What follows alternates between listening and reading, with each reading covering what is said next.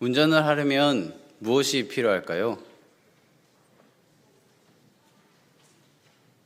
운전을 하려면 무엇이 필요할까요? 그리고요? 네. 운전을 하려면 면허증이 필요하죠? 지금 제가 굉장히 어려운 걸 여쭤보고 있는 것 같습니다. 그런데 우리 인생도 이렇게 차를 운전하는 것과 같아서 도로 연수 잘하고, 그리고 운전학원에서 배운 대로 그렇게 운전하면 참 좋은데, 그래서 면허증이 있으면, 그리고 그렇게 하면 조금 불편할 수는 있지만 사고는 안 일어날 수 있는데, 운전면허 학원 그리고 연수를 받으면서 배운 대로 안 해서 사고 난다라고 생각할 수도 있는데, 우리 인생에는 그 인생 운전면허증이 없어서 위태함을 경험하기도 하고 불편함을 경험하기도 하고 때로는 위태로움을 경험하기도 하고 인생의 사고를 경험하기도 합니다. 분명 같은 것을 바라보고 있는데 다른 생각을 하는 동상이몽의 시간을 겪게 됩니다. 한 번도 경험해 보지 못한 오늘을 우리는 살아가고 있습니다. 고3 부모님이 이렇게 이야기합니다. 문을 열고 들어오는 아들을 바라보면서, 미안하다 아들아, 내가 고3 부모로서 살아간 게 처음이어서. 그리고 신생아를 낳고 우는 아이가 왜 우는지 몰라 달래는 어머니가 이렇게 이야기를 하죠. 딸아, 미안하다. 내가 엄마인 게 처음이어서. 우리는 이렇게 인생의 시간을 살아갈 때 한 번도 경험해 보지 못한 오늘을 살아가기에 그 모든 시간들을 같이 공유함에도 다른 경험과 다른 생각 속에서 살아갑니다. 이러한 상황과 현상을 담임 목사님께서 두 단어를 가지고 설명을 해주셨는데요. 사실과 현실이라는 단어입니다. 우크라이나 전쟁을 바라볼 때 그 전쟁의 상황, 현실, 보여지는 것 다 있지만 나와는 상관없는 사실이라고 여길 수도 있고, 내 아들이 우크라이나 전쟁에 참전함으로 그곳에서의 시시 상황 모든 것들이 다 나와 직접적인 내 아들에게 영향을 미치는 것으로 받아들일 때 그것을 현실이라고 이야기했던 것이 생각이 납니다. 그럼 우리 여기 주일 예배에 있는 우리 모두에게 지금 이 예배의 자리에서 이루어지는 모든 것들은 사실인가요? 현실인가요? 우리의 들려오는 이 말씀은 귓가를 스쳐 지나가는, 그리고 시간이 지나면 옅어지는 사실인가요? 아니면 가슴에 새겨지는, 그리고 지워지지 않는 현실인가요? 제가 아는 목사님과 대화를 나누는데 그 목사님이 자신의 아버지가 돌아가신 이야기를 해주셨습니다. 고등학교 때 아물 아버지를 하나님 품으로 보낸 이야기였는데요. 병원에서 이제 마지막을 준비하라는 그런 이야기를 듣고 장남이었기에 어머니의 마음을 위로하고 밑으로 동생들을 돌보면서 아버지와의 마지막을 준비하고 있었습니다. 그런데 그때 고등학교 때 다녔던 교회에서 기도를 많이 하는 분이 어머니에게 찾아와서 이렇게 이야기를 했다고 합니다. 내가 기도를 해보니 40일을 기도하면 당신의 남편이 나을 수 있습니다. 그 얘기를 들은 그 고등학교 시절 목사님은 혼란에 빠졌습니다. 병원에서는 분명 아버지의 마지막을 준비하라 했는데 기도를 많이 하시는 분은 더 살 수 있다라고 하니까, 그러면 이제 어떻게 해야 할까? 마음을 부여잡고 중심 잡고 그 시간들을 보냈던 그 목사님은 혼란 속에 있었습니다. 내가 혹시 기도하면 아버지가 어찌 되면 어떡하지? 아니면 아버지의 마지막을 준비하면서 내가 기도를 하면 하나님께서 그 회복의 은혜를 걷어가시면 어떡하지? 어떤 것도 선택할 수 없었습니다. 그때 어머니가 40일 동안 기도원에 들어가서 기도를 하기 시작하셨습니다. 그 목사님의 아버지는 어떻게 되셨을까요? 40일의 기도가 모두 끝나자 하나님 품으로 갔다라고 합니다. 한 남자의 마지막을 바라보는 기도 많이 하는 그 분에게는 그 시간들이 사실이었습니다. 그런데 사랑하는 남편을 하나님 품으로 보내야 하는 그 여인의 눈빛은, 그 여여가는 남편의 모습은 사실이 아닌 현실이었습니다. 오늘 우리는 함께 현실의 벽에 부딪혀 있는 사람과 예수님의 대화를 함께 보게 됩니다. 이 이야기의 처음 시작은 5장 1절에서 시작되어지는데요. 5장 1절의 첫 번째 문장은 그 후에라는 단어로 시작되어집니다. 이 그 후에라는 단어는 앞에 있는 4장 43절에서 54절의 이야기를 의미합니다. 이야기는 이렇습니다. 왕의 신하가 아들이 있었는데 이 아들이 죽음을 앞에 두고 있는 병에 걸려 있었습니다. 이 아버지에게 귓가에 이야기가 들려옵니다. 예수라는 사람을 만나면 당신의 아들이 나을 수 있다고. 아버지는 예수님을 향해 나아갑니다. 가버나움에서 가나까지 34km 되는 그 거리를 다름박질하며 달려갑니다. 그 거리는요, 서울에서 수원까지의 거리입니다. 꽤 먼 거리죠. 동네에 왔으니까 한번 만나보자, 이런 마음으로 갈 수 있는 거리가 아닙니다. 한 번 이런 생각으로 만날 수 있는 그런 상황이 아닙니다.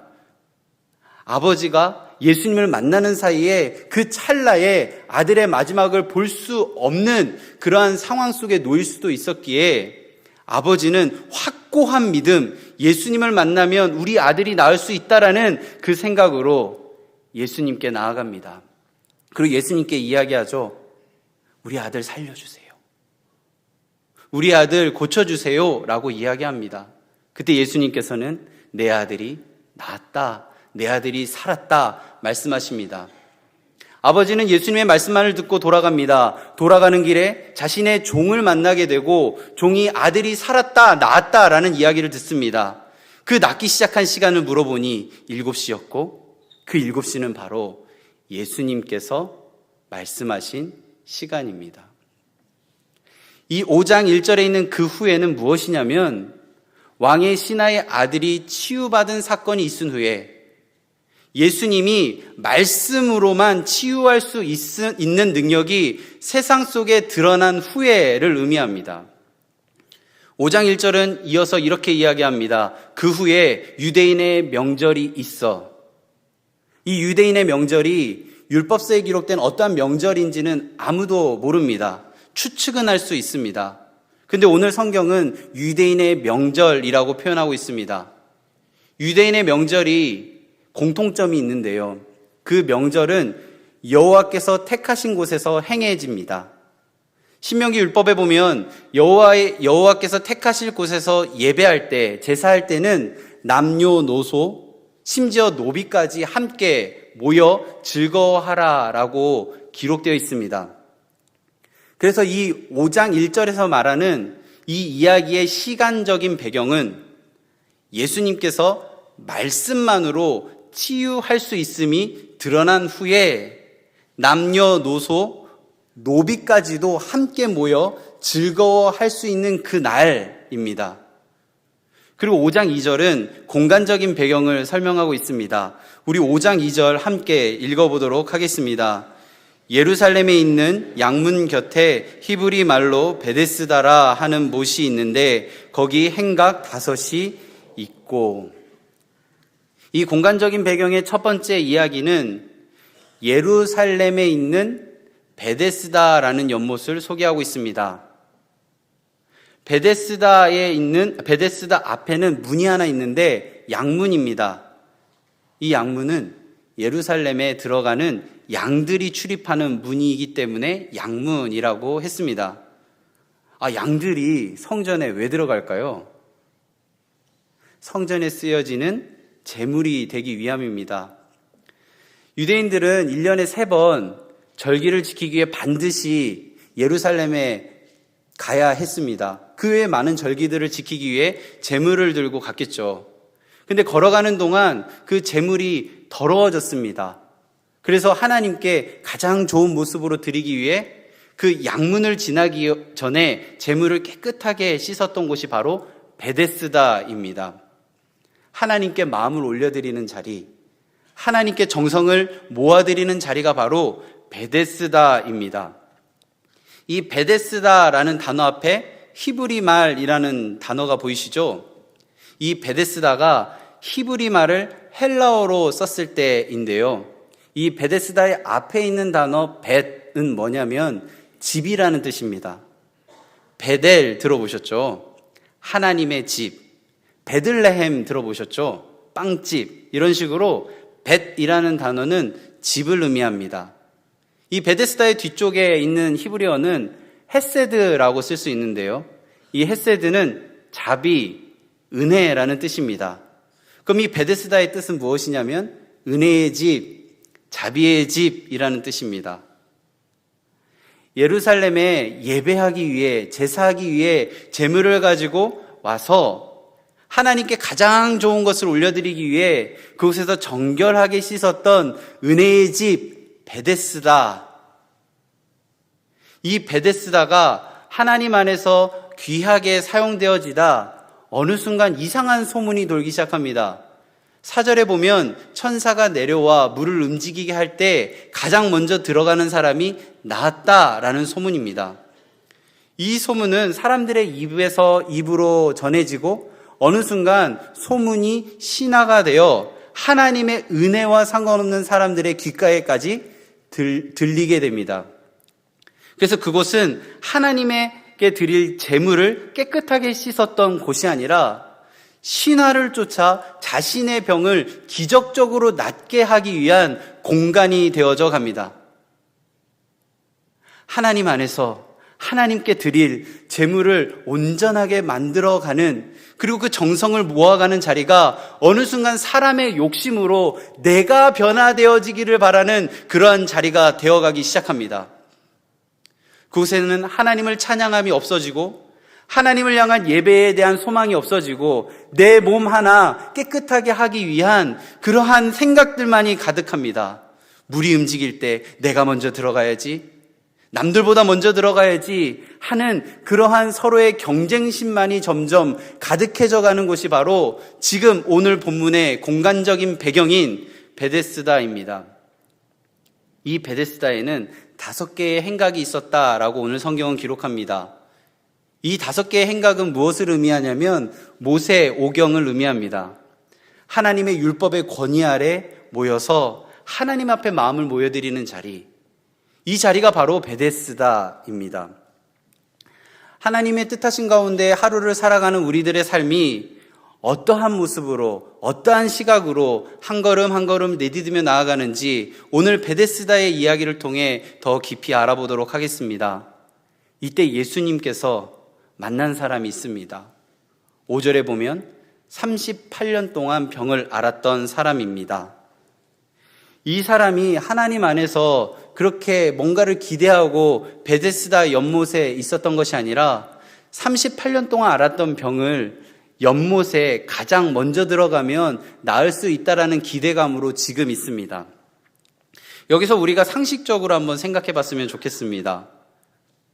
이 베데스다에서 흘러내려오는 이 신화가 정말 사실이라면 가장 먼저 들어갈 수 있는 사람은 누구일까요? 같은 출발선에서 출발하면 가장 건강한 사람이 물에 들어가겠죠. 그 출발선이 없다면 물가에 가장 가까운 곳에 위치한 사람이 가장 먼저 들어갈 것입니다. 이 베데스다에 있는 논리는 규칙도 없고 그리고 경쟁만을 부추기는 그러한 곳인 것입니다. 그래서 지금 38년 병을 앓고 있는 사람에게 베데스다 연못에 머물고 있는 이 시간은 경쟁 가운데 치열하게 그렇게 살아가는 외로움의 자리였고, 한 명에게만 주어지는 그 특혜를 누리기 위해 모두가 경쟁자로 몰아가는 고독의 자리였습니다. 하지만 이 38년 병자에게 있어서 이 베데스다는 포기할 수 없는 자리였고 기회의 자리였고 기대하는 자리였습니다. 베데스다 연못에 환자만 있었을까요? 구경 온 사람들도 있었을 것이고요. 건강한데 예방 차원에서 한번 몸을 씻어볼까 하는 사람도 있었을 것입니다. 성경은 이 병자들을 경한 사람, 중한 사람으로 구분하는 의사가 있었다고 기록하지 않습니다. 그리고 차례대로 질서 있게 이 연못을 누리게 해주는 질서를 담당하는 사람이 있었다고 기록하고 있지 않습니다. 이 신하에 몰두하여 인근 각처에서 몰려온 사람들이 인산인해를 이루고 아비규환이 되어 그 물의 움직임만을 주목하는 것을 이야기하고 있습니다. 예수님께서는 이러한 상황 속에서 38년 된 병자에게 묻습니다. 내가 낫고자 하느냐? 이 물음 앞에 병자는 7절과 같이 대답합니다. 우리 7절 말씀을 함께 읽도록 하겠습니다. 병자가 대답하되 주여 물이 움직일 때에 나를 못에 넣어주는 사람이 없어 내가 가는 동안에 다른 사람이 먼저 내려가나이다. 지금 병자는 두 가지를 얘기하고 있습니다. 첫 번째는 내가 그 물의 움직임을 정확하게 볼 수 있는 능력이 있습니다. 두 번째는 그런데 나를 그곳으로 옮겨줄 사람이 없습니다. 나는 그것을 분명하게 볼 수 있고 포착할 수 있고 그것을 알아낼 수 있는 능력이 나에게는 있는데 그것으로 옮겨주는 사람이 없어 제가 지금 이렇게 살아가고 있습니다. 끊임없는 비교의식 속에 남 탓하는 대답을 지금 하고 있는 것입니다. 예수님께서는 8절을 통해 이 남 탓을 그만하고 이제 그만하고 일어나서 내 자리를 걷어가지고 걸어가라 말씀하십니다. 예수님께서는 지금 세 가지를 말씀하고 계십니다. 첫 번째는 물속에 들어갈 이유가 없으니 일어나라. 두 번째는 남들보다 먼저라는 경쟁의 틀에 갇혀있지 말고 자리를 정리해라. 세 번째는 지금 마음의 뜨거움을 의지하여 걸어가라 라고 이야기하고 있습니다. 남 탓하면서 점점 병들어가는 삶에서 이제 그만 일어나 하나님 안에서 걸어가라 말씀하고 있습니다. 베데스다에서 있는 상황 속에 베데스다라는 명패, 5개의 행각이 주는 권위, 그리고 남들보다 더 뛰어난 먼저 물속으로 들어갈 수 있는 현실적인 실력, 이런 것이 당신의 병을 나을 수 있게 하는 것이 아니라 하나님의 말씀이, 예수님의 말씀이 남들처럼 느껴지는 그러한 그런 사실이 아니라 나의 가슴에 새겨진 현실이 되었을 때 일어나 걸어갈 수 있음을 지금 이야기하고 있는 것입니다. 그리고 하나님께서는 우리 모두에게 묻고 계십니다. 내가 낫고자 하느냐? 오늘 예배의 자리에 나올 때 어떠한 현실적인 기대를 가지고 나오셨습니까? 지금 무엇을 주목하고 계십니까? 제 친구 목사님이 러시아에 선교를 다녀왔더니 집에 변기가 얼어버려 있었습니다. 한국의 날씨가 러시아 그 10일 있었던 날씨보다 더 추웠던 그 시간에 집에 와봤더니 변기가 얼어버린 것입니다. 그 목사님이 변기를 바라보며 기도했습니다. 하나님, 변기를 녹여 주시옵소서. 하나님이라면 하실 수 있음을 믿습니다. 하나님께서 응답하십니다. 내가 이 변기를 녹일 수 있음을 믿느냐? 그 목사님께서 간절한 마음으로 이렇게 이야기했습니다. 내 주님이라면 변기를 녹일 수 있는 능력이 있습니다. 저에게 기적을 보여주시옵소서. 하나님이 살아있음이 느껴지게 해주시옵소서 라고 기도를 이어갔습니다. 그때 하나님께서 이렇게 응답하셨습니다. 그래? 내가 녹여줄게. 녹일 때까지 기도할 수 있겠니? 나는 이 사건을 통해 너와 만나고 싶단다. 그 후로 3개월 동안 변기는 녹지 않았습니다. 그러면서 이 목사님의 기도의 방향이 바뀌기 시작합니다. 주님, 저 왔어요. 오늘도 이 문제로 주님 만나기를 원합니다. 우리가 기도하지 않는 이유, 기도가 그토록 어려운 이유는 기도의 목적과 초점이 눈앞에 있는 문제를 우리가 원하는 대로 그리고 바로 이루어지기를 바라기 때문입니다. 예수님의 명령에 38년 병을 앓고 있었던 사람은 스스로 일어납니다. 누가 옆에서 도와줘서 일어난 것이 아닙니다. 누군가가 그를 가장 먼저 물에 넣어줬기 때문에 그가 일어난 것이 아닙니다. 자신 안으로 밀려 들어오는 그 은혜로 일어난 것입니다. 병자는 더 이상 도와달라고 하지 않습니다. 더 이상 베데스다에 있을 필요가 없습니다. 생각 하나 바꾸면 인생이 달라집니다. 자리를 정리하고 일어나 보란듯이 베데스다에서 걸어 나가는 은혜가 우리 모두에게 있기를 바랍니다. 베데스다에서 떠나는 것, 그것은 치유의 중단이라고 이야기하는 세대 속에서 하나님께서 허락하신 그 말씀만을 의지하여 일어나 자리를 정리하고 걸어가는 은혜가 이 자리에 있는 모든 분들에게 동일하게 임하기를 간절히 바라고 소망합니다. 하나님께서 목자가 되셔서 양을 이끌어 가듯이 출애굽하는 그 여정을 우리가 생각해 볼 때 목이 마를 때 반석을 쳐서 물이 나게 하시고 줄일 때에 만나와 메추라기로 먹이시고 낮에는 구름 기둥으로 밤에는 불 기둥으로 인도하신 하나님이 오늘 38년 병을 앓고 있던 사람에게 그리고 우리에게 동일하게 임하여 하나님 아버지께서 허락하신 그 은혜의 길, 하나님께서 인도하심이 느껴지는 그 시간으로 인도하고 계십니다. 6월절의 명절은 모두가 즐거워해야 하는 날입니다.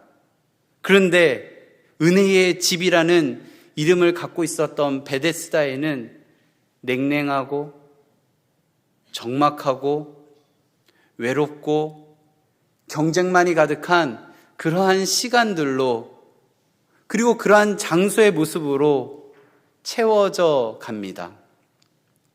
세상은 겉으로 드러나는 모습은 모두가 행복해라, 이 모두가 이것을 누릴 수 있다라고 이야기하지만 사실 그 실상을 바라보면 한 명만이 그것을 누릴 수 있다라고 말하는 수많은 베데스다를 만들어내고 있습니다. 그리고 그것을 바라봄을 포기하면 삶에서 이탈되는 것이니 너는 그 물의 움직임만을 바라보라 라고 이야기합니다. 눈앞에 보이는 베데스다의 물의 움직임이 아니라 우리를 선하게 인도하시는 하나님만 바라보며 나아가는 우리가 되기를 바랍니다. 그리고 그렇게 고백하며 세상의 요구가 아니라 하나님의 인도하심을 따라가는 우리들의 입가에서는 찬송가 453장의 고백이 있기를 바랍니다. 예수도 알기 원하네. 크고도 넓은 은혜와 대속해 주신 사랑을 간절히 알기 원하네. 2절입니다. 성령이 스승되셔서 진리를 가르치시니 거룩한 뜻을 깨달아 예수를 알게 하소서. 우리 3절을 함께 고백했으면 합니다. 성령의 감화 받아서 하나님 말씀 배우니 그 말씀 한 절 한 절이 내 맘에 교훈되도다. 내 평생의 소원, 내 평생의 소원, 대속해 주신 사랑을 간절히 알기 원하네. 초심을 잃을 수는 있지만 중심은 잃지 않기를 바랍니다. 우리는 내 생각을 하나님께 끊임없이 주입시키려고 합니다. 38년 된 병자가 자신은 베데스다의 그 물의 움직임을 정확하게 포착할 수 있는 능력이 있으니 나를 그 물에 넣어주세요 라고 하는 그러한 소리가 아직도 우리들의 입가에 남아 있습니다. 베데스다의 신화만을 바라보며 예수님의 명성, 능력은 듣지도 알지도 못한 채 오늘도 베데스다 목가에 주저앉아버린 세상의 모습이 우리들 안에도 있음을 고백합니다. 그때 하나님께서 우리에게 직접 찾아오셔서 묻습니다.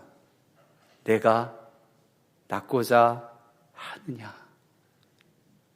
우리의 삶을 변화시킬 질문 앞에서 아직도 하나님의 말씀하신 대로 그 방법대로 살아가지 못하는 우리들의 모습, 베데스다 속에 나를 먼저 넣어만 주세요 라고 하는 우리들의 요구. 오늘도 우리는 귓가에 수많은 설교를 듣습니다. 수많은 이야기들이 우리들의 귓가를 스쳐 지나갑니다. 그 말씀이 우리들의 귓가에 스쳐만 지나가고 머릿속에 남아있다면 지금도 우리는 물의 움직임만을 보고 누군가 나를 지금이라고 할 때 베데스다 물가에 나를 던져주기를 바라고 있을 것입니다. 그런데 말씀이 가슴을 관통할 때 이해는 되진 않지만 정말 뭔가 받아들이긴 어렵지만 은혜가 내 마음 가운데 임재함으로 인하여 일어나 자리를 정리하고 걸어가게 되는 것입니다. 해결되지 않은 부분이 있습니까? 해결받고 싶은 부분이 있습니까? 예수님께서 묻습니다. 내가 낫고자 하느냐? 그리고 말씀하십니다. 일어나 자리를 걷고 걸어가라. 이 한마디가 우리들의 가슴을 관통할 때 하나님께서 우리들의 삶 가운데 은혜를 충만하게 채워주실 줄로 믿습니다. 우리는 알아야 합니다. 이 38년 병자가 바로 앞에 있었던 왕의 신하와 같이 예수님의 말씀만 믿고 나아갈 수 있는 그런 믿음이 보이지 않았었다는 것을, 예수님께서 직접 찾아오셔서 낫고자 하느냐라는 물음 앞에 자신의 생각에 갇혀서 그렇게 이야기하는, 불평만 하는, 남탓만 하는 그러한 삶이었다는 것을, 그런데 예수님의 말씀이 가슴을 치고 마음에 새겨질 때 일어나 걸어가는 그 은혜가 있었다는 사실을 오늘 성경은 우리에게 말씀하고 있습니다. 이 사람이 9절에서 곧 나아서 자리를 들고 걸어가니라. 이 은혜가 우리 가운데 있기를 바랍니다.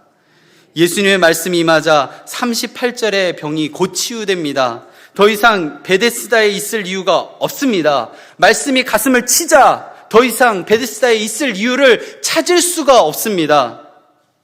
세상에는 세 가지가 없다고 합니다. 정답, 공짜, 비밀. 그리고 세상의 모든 사람들이 하는 것이 있습니다. 자기만의 방식으로 기도를 합니다. 자기의 방식으로 기도하기에 그들의 삶에는 정답이 없고 비밀이 없고 공짜가 없는 것입니다. 하나님의 말씀이 내 안에 임재함으로 인하여 우리는 세상이 설명할 수 없는 하나님 안에만 정답이 있음을 발견하기 시작합니다. 하나님 안에 거하는 자만 허락되어지는 비밀이 있음을 알게 됩니다. 하나님 아버지를 고백함으로 공짜 은혜가 내 안에 있게 됩니다. 세상과 비교할 수 없는 질적으로 다른 삶을 살아가는 것이 바로 그리스도인의 삶입니다. 하나님은 오늘 우리에게 임하시고 묻습니다. 내가 정말 낫기를 원하느냐? 하나님의 말씀에 뜨겁게 임재함으로 곧 나아 자리를 들고 일어나 걸어가는 은혜가 이 자리에 있는 모든 분들에게 동일하게 임하기를 간절히 바라고 축원합니다. 우리 말씀을 기억하며 함께 기도하겠습니다. 첫 번째 기도 제목입니다. 말씀의 은혜로 일어나 걸어가는 그리스도인 되게 하옵소서. 기도하겠습니다. 하나님 아버지, 주님 아버지의 은혜 가운데 저희들이 있습니다. 하나님 아버지의 말씀 안에 저희들이 그 시간들을 보내어 갑니다. 세상의 방식으로 기도하지 않게 하옵소서.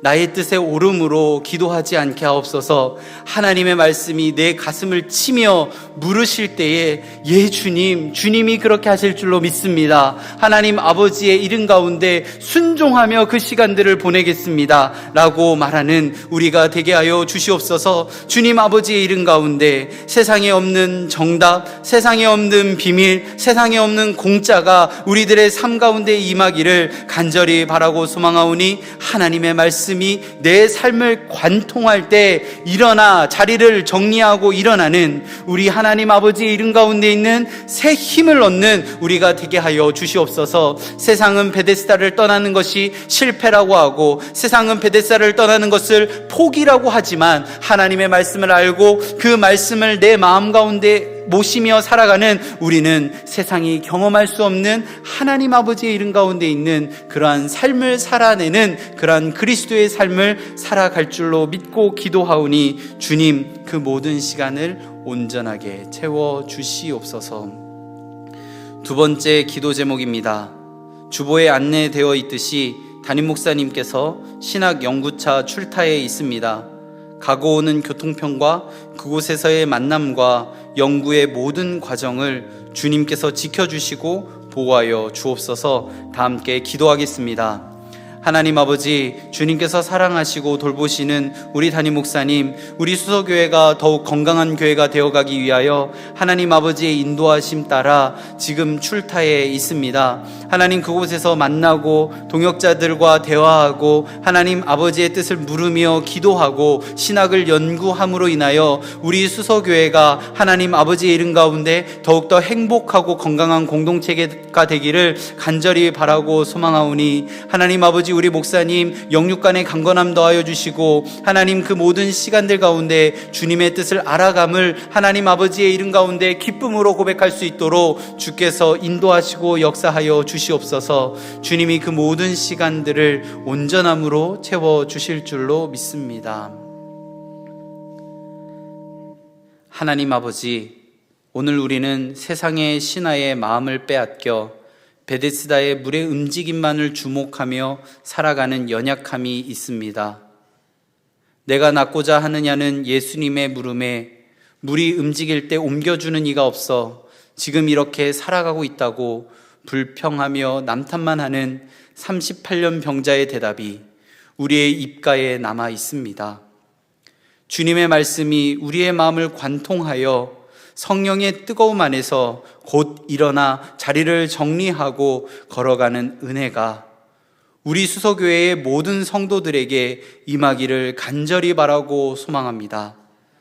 슬픔이 변하여 춤이 되게 하시고 베옷을 벗기고 기쁨으로 띠띠우시는 하나님께서 인도자 되어주심을 믿고 고백하오니 하나님 말씀 안에 거함으로 영육간의 모든 병에서 치유되어지는 은혜를 허락해 주시옵소서. 주님께서 기도를 들으시고 응답을 허락하실 것을 믿습니다. 예수님 이름으로 기도합니다. 아멘.